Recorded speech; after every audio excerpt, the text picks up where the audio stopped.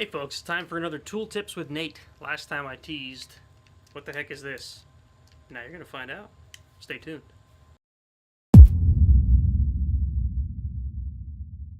Alright, so, if you don't know what this thing is, if you've ever worked with PEX, you'll probably be familiar with this. It's a crimper made for these one-time use hose clamps that you might find under the hood of some vehicles. Basically, this opening here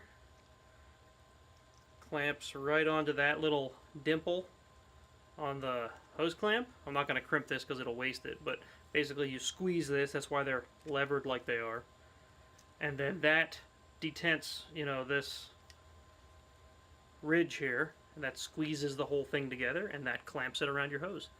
So there you go, that's what these things are. Again, I think an Amazon find. Yeah, these are clamps or crimpers for one-time use hose clamps.